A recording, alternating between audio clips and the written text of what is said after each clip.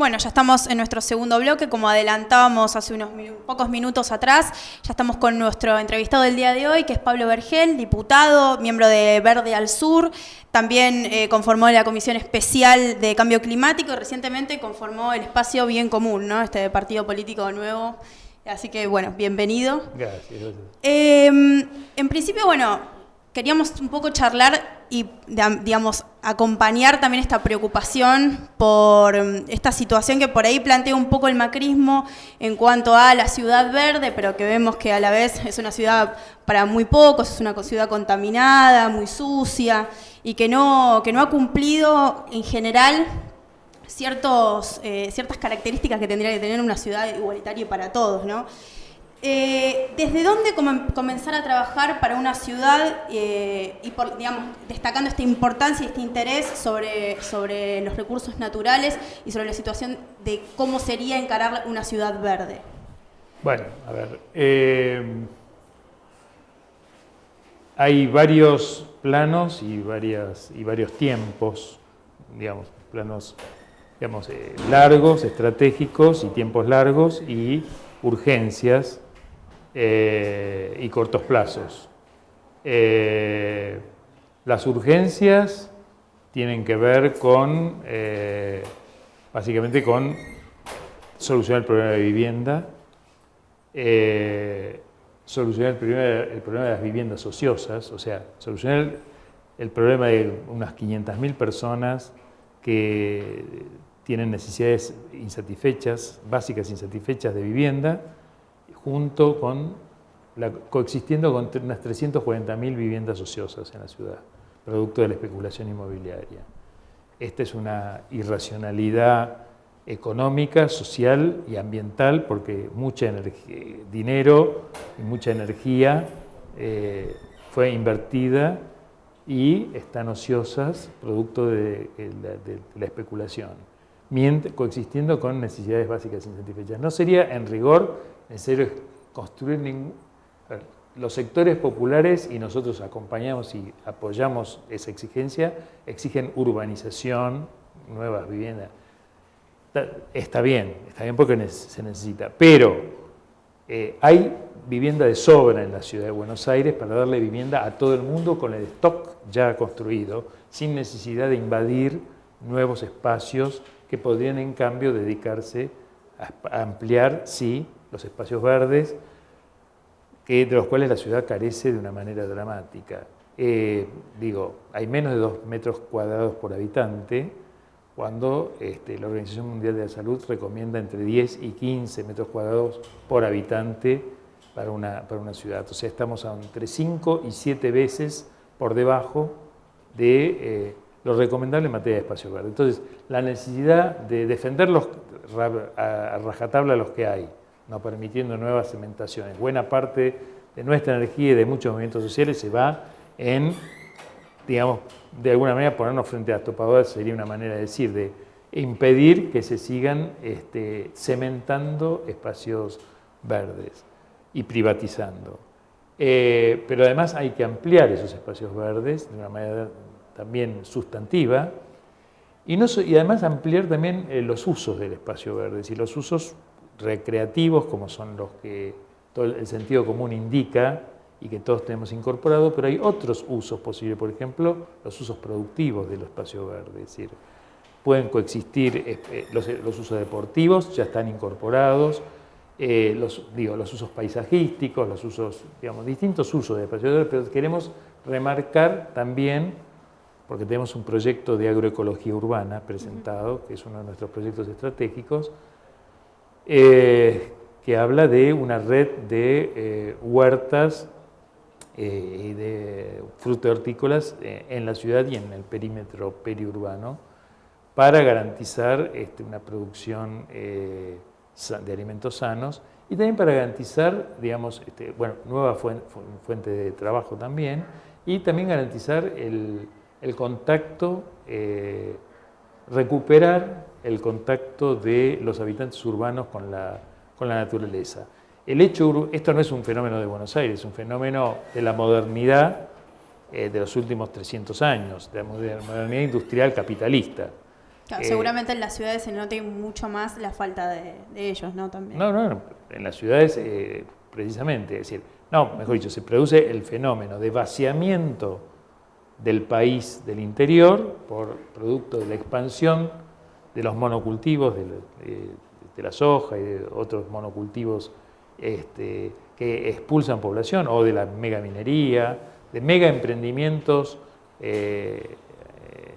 agrícolas o mineros o petroleros que expulsan población, y la concentración de esa población en megaciudades donde la gente se hacina, nos hacinamos, y que carecemos de los espacios verdes, recreativos, productivos.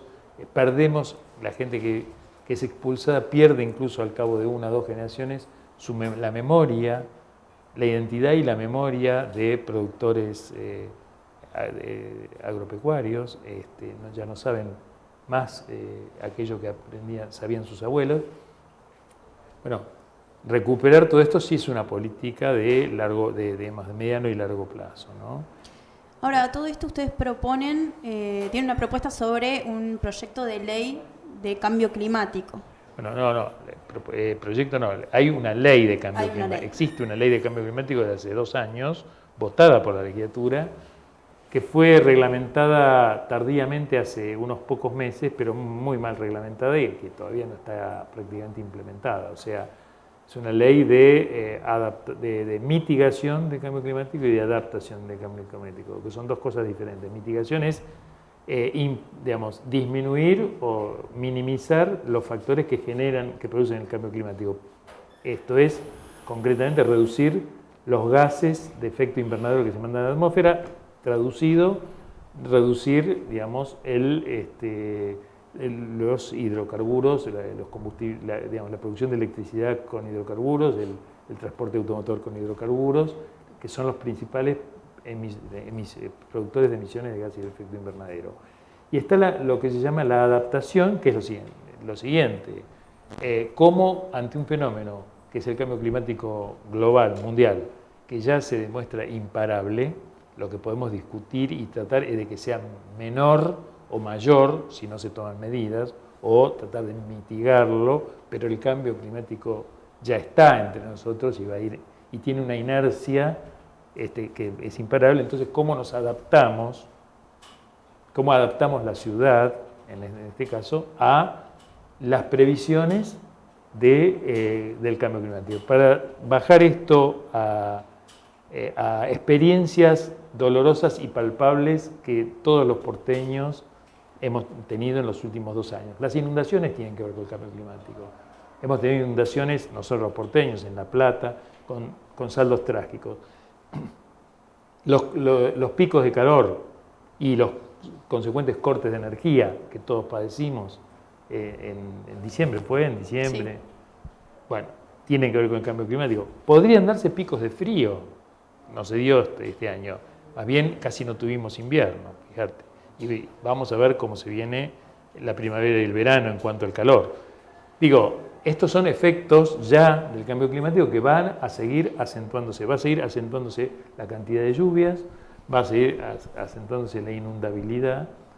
Se prevé un alza de los océanos y del océano Atlántico que va a tener como consecuencia un alza del río de la Plata de entre 20 y 80 centímetros. De entre 20 y 80 centímetros hay científicos que dicen que más. Quiere decir que lo que hoy es costa, hoy va a estar, vamos a tener una masa de agua en aquello que fue construido sobre el valle de inundación del río de la Plata, del estuario del Plata, y que nunca debió ser construido. Es decir, toda la zona de la ciudad que está debajo de la barranca, los españoles construyeron la primera ciudad arriba de la barranca. Nunca se debió haber construido abajo de la barranca. Esos son humedales, forman parte del valle de inundación del estuario del Plata. O sea, aunque no estén permanentemente ocupados por el río es el espacio que el río tiene para crecer y volverse, ¿no es cierto? Bueno, todo lo que se construyó de la barranca hasta lo que hoy es el río, eran humedales donde nunca se debió haber construido. Los ríos y arroyos que atraviesan transversalmente, como el Maldonado, el Vega, que son que también se desbordan, con las lluvias, tampoco debieron ser construidos. Es decir, que están hoy soterrados, digamos, entubados. Nunca debió haberse ni entubado ni haberse construido en los valles de inundación. A ver, acá se construyó una ciudad, no solamente acá, esto es una tendencia de la modernidad capitalista. La modernidad capitalista construyó sus ciudades, primero, a partir de separar a los campesinos de la tierra, proletarizándolos, esto es, despojándolos de sus medios de producción, que era la tierra, concentrándose en sus ciudades, proletarizándolos, dejándoles solo en posesión de su prole y de su fuerza de trabajo, obligados por lo tanto entonces a vender su fuerza de trabajo para el naciente capitalismo, y creó este tipo de ciudades para concentrar allí la fuerza de trabajo, reprimiendo o desconociendo y reprimiendo el ecosistema sobre el que estaban asentados. Es decir, reprimir quiere decir, si yo tengo un arroyo y en lugar de dejarlo que corra, crezca, baje, etc., y en todo caso construir respetando los márgenes, lo tapo, es decir, lo estoy reprimiendo, ¿sí? Entonces, vivimos sobre un ecosistemas reprimidos que de pronto se rebelan. Digamos, y Pablo, ¿cómo en el caso puntual de la ciudad vos mencionabas varios casos o condiciones respecto del cambio climático que estamos viviendo, calores, inundaciones, fríos posibles y demás? ¿De qué manera afecta puntualmente al habitante de la ciudad de Buenos Aires y si hay alguna diferencia entre las capas más pudientes y las menos pudientes? Bueno, obviamente, el cambio climático afecta a todos, pero obviamente siempre, no solamente el cambio climático, sino cualquier crisis en cualquier aspecto afecta siempre más a las... está cortado por el fenómeno de clase, eso es obvio. Es decir, las clases menos pudientes tienen menos elementos para defenderse de las lluvias, de los picos de calor, de los cortes de energía, de la contaminación de las napas, obviamente, pero las clases más pudientes también les llega. Es decir, les llega. Entonces, Puerto Madero se va a inundar. En algún momento cuando suba Puerto Madero se va a inundar. Es una zona que se va a inundar cuando suba el nivel del río, del estuario, digamos, ¿no? Es decir, no están a salvo. Entonces, pero como lo que prima es la mentalidad de la rentabilidad de corto plazo, es decir, no hay una racionalidad capitalista en el capitalismo que piense en estas cosas. La única racionalidad del capitalismo es reproducir la tasa de ganancia de la manera más rápida posible. Entonces, en la medida que, no hay nadie que se necesitaría, un Estado que piense estas cosas y un Estado con suficiente base democrática y popular que asegure una continuidad de políticas en esta dirección. No, pareciera que lo interesante igual es que se empieza a instalar el tema, no ya desde una cuestión ambiental, sino entendiendo que las crisis ecológicas también tienen que ver con la crisis capitalista, que de por sí es, desigual, injusta, cruel. Por supuesto, los fenómenos están todos interrelacionados y cruzados entre sí. Y un aspecto al que no me referí, pero que es fundamental y sobre el cual también tenemos un proyecto para la ciudad, es cómo la matriz energética. No podemos seguir, un poco algo dije, no podemos seguir viviendo con una matriz energética adicta a los hidrocarburos, a los fósiles. Nosotros, a los combustibles fósiles. Los hidrocarburos son combustibles fósiles, no son energía. Debemos reconvertirlos a energías renovables. Sobra energías renovables en el país, sobra. Hay lugares excepcionales como la Patagonia en cuanto a viento, la Puna en cuanto a sol, pero en la ciudad de Buenos Aires tenemos de sobra, si no siendo ni la Patagonia ni la Puna, tenemos sol en abundancia, viento en abundancia, y también tenemos biomasa en abundancia para tener un 100% de la matriz energética de fuentes renovables y poder prescindir completamente, totalmente de los hidrocarburos, completamente de la energía nuclear, es muy importante mencionarlo. Tenemos aquí a 100 kilómetros nada más, 2 centrales ahora y se programan construir más centrales nucleares, bueno, porque es otra línea de negocio, digamos, no importa que sean estatales, que la compañía sea estatal, no sea estatal, digamos, es una línea de negocio. Después del desastre de Fukushima, después del desastre de Chernobyl, digamos, ignorando todos esos, digamos, estamos en una situación de alta vulnerabilidad, digamos, ¿no? Bueno, en el contexto se da también las propuestas que planteábamos al principio del gobierno macrista en la ciudad, como la política de espacios verdes, Jugá Limpio y demás, son distintas medidas que están llevando adelante. Del lado de su bloque y incluso en el resto del Congreso, y cómo ven la cuestión de la ciudad, ¿cuál es la perspectiva respecto a esas políticas y qué propuestas tienen ustedes? Las políticas de lo que Macri es un marketing verde, ¿no? Vamos a diferenciar lo que es una política verde de lo que es el marketing.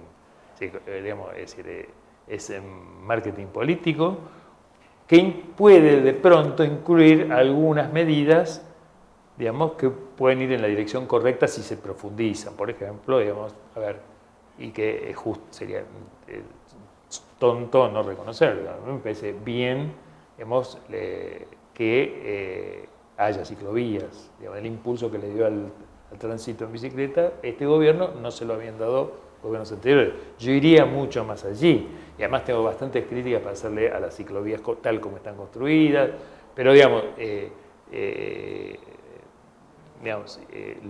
y por su diseño, digamos, pero me parece bien. Digamos, me parece bien que haya ciclovías, que se impulse el transporte en bicicleta, digamos, que se reduzca el transporte automotriz o se induzca a reducir. Sin embargo, como digamos, todo el proyecto de reconversión, de reactivación industrial está fuertemente basado en la industria automotriz en los últimos 10 años, se está incrementando el parque automotor del país y de la ciudad de una manera terrible. Quiero aclarar esto porque es el gobierno de Macri y es el gobierno de Kirchner. Es decir, en esto son absolutamente coincidentes, es decir, no nos equivoquemos. Tienen discursos, matices bien diferenciados y tienen algunas políticas diferentes, pero en cuanto al modelo productivo, el modelo energético, la relación con el ambiente, la relación, digamos, no hay diferencias, ¿no? ¿Y cuáles son las propuestas frente a eso? O sea, ¿qué planteos se pueden llegar a llevar a cabo respecto a generar un cambio en esos lineamientos políticos? Bueno, yo te diría que es necesario, digamos, a nivel país es necesario empezar, digamos, plantear un rediseño de fondo que empieza por digamos, sociodemográfico. Para decirlo en otras palabras, es necesario repoblar el territorio. Es necesario fortalecer, empoderar a los pueblos chicos y medianos, y es necesario alentar una política de regreso al campo o a las poblaciones o pueblos o ciudades, digamos, de 5.000, 10.000, 20.000, 50.000 habitantes, que además tendrán que ser polos rururbanos, en el sentido de poder autoabastecerse en alto nivel de sus propios alimentos y de su propia energía. Se puede hacer, absolutamente se puede hacer. Y además no solo se puede hacer, van a ser de mucha mejor calidad.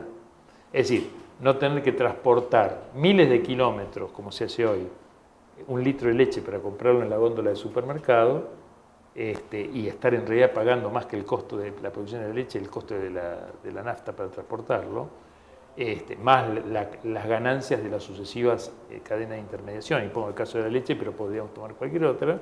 ¿Cuándo se puede producir localmente? Digamos, en la gran mayoría de localidades del país. Leche, alimentos de calidad, en abundancia, sin agrotóxicos, de una manera agroecológica. Bueno, lo mismo la energía. No hay por qué traer la energía de miles de kilómetros por líneas, cuando se puede en la mayor parte de la zona del país producir del sol o del viento o de biomasa la energía si no en todo, en cada lugar varían las condiciones. Por ejemplo, en la Patagonia vos tenés energía. Si vos pudieras poner molinos en la Patagonia, tendrías energía, hipotéticamente, para dar energía a todo el mundo, para que tengamos una idea de lo que estamos hablando. Es decir, equivalente a la energía que consume todo el mundo es la energía eólica que se podría captar en la Patagonia. No tiene sentido hacerlo, pero digo para que tengamos una idea de qué estamos hablando. ¿Sí?